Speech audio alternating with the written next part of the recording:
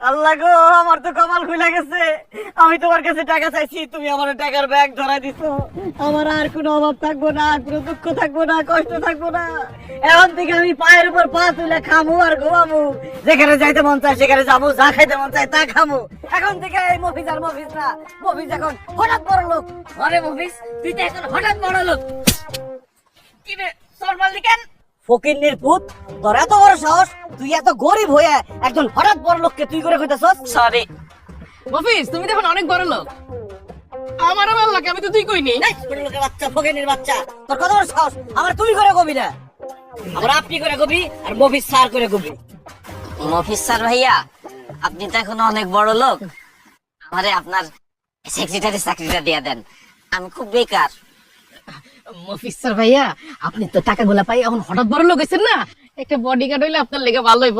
আসলে আমি মোটা দেখে আমার কেউ চাকরি দেয় না, মনে করো আমি বেশি বেশি খাই। কেন মাদের পুতেরা, আজকে সকালবেলা আমার বাড়িতে গিয়ে আমার গালাগালি করছস, আমার হুমকি দিছস যে আমার বউরে তুইলা নিয়ে আবি, এখন চাকরি আজকে?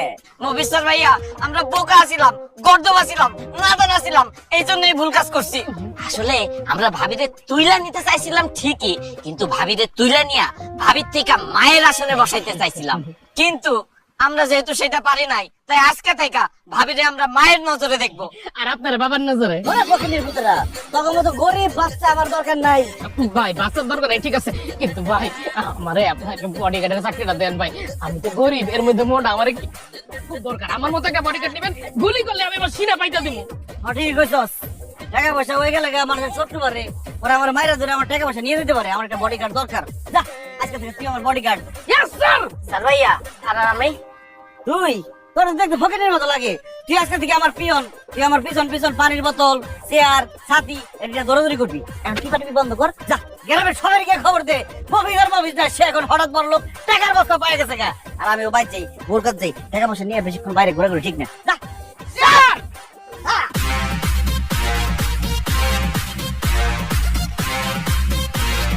আরে এই ও বিল্লাল ভাই, বিল্লাল ভাই কি হইছে জানো নি? আমগো মফিজ আছে না, বস্তা ভর্তি টাকা পাইছে। আরে মফিজ তো হঠাৎ বড় লোক হয়ে গেছে। হাই হাই, কো কি মফিজ বড় লোক হয়ে গেছে? হ্যাঁ। আরে সবাইকে খবর দিয়ে দিতে হইব, বস্তায় বস্তা ভর্তি টাকা পাইছে, লও লও। আরে আফতাব কাকা, জানো কি হইছে?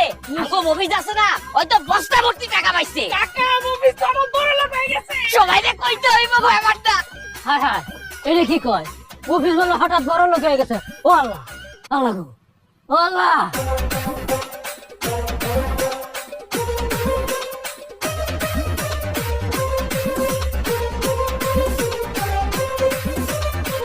এই গেস ভাই, গেস ভাই কি হইছে জানেননি? কি হইছে? আমগো মফিজ আছে না, ওই রাস্তার মধ্যে এক বস্তা টাকা কুড়ায় পাইছে। কতগুলা টাকা?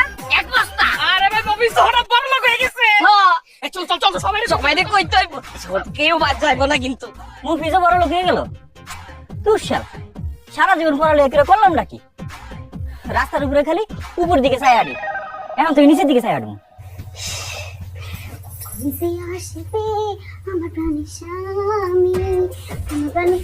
আমার প্রাণের স্বামী ঘরে আসছে, এত দেরি হলো কেন স্বামী? আরে ছেলেটা আমার কাছে আহ, তোমার ছেলে মুখে দিক। নোংরা হাত দিয়ে আমার ধরবি না, আমার গা নোংরা হয়ে যাবো, আমার জামা কাপড় নোংরা হয়ে যাবো, অপরিষ্কার। ঠিক করছো, একদম ঠিক করছো। কি লেগে যে আমি তোমার ধরতে গেলাম এই ময়লা হাত দিয়া একদম নোংরা করে দিলাম তোমার, তাই না? কিন্তু তুমিও কামটা ঠিক করো না আমার ধাক্কা দিয়া। তুমি এক কাম করো, আমার একটা থাপ্পড় দাও, তাহলে যদি আমার শিক্ষা হয়। কেন বিয়ের পর থেকে তো সময় সুযোগ পাইলে আমার গালাগালি করতি, উঠতে বসতে উষ্ঠা দিতে চাইছস, কন্নিস মারছস, এরা তো সুন্দর সুন্দর কথা বলতেছস, ঘটনা কি? ঘটনা তো আমি সব জানি। তুমি তো এখন আর গরিব নাই, তুমি এখন হঠাৎ বড় লোক হয়ে গেছো। তোমার মতো বড় লোকের হাতে থাপ্পড় খাওয়া তো এখন সৌভাগ্যের ব্যাপার। মারো না, একটা থাপ্পড় মারো, মারো। কি যে মজা, কি যে মিষ্টি। বাহ, টাকার তো অনেক পাওয়ার রে, মুহূর্তের মধ্যে তারা বদলা দিছে। তুমি যে কি বলো না, বলো না, বলো না। কই কই আসতে দেখো না কত টাকা।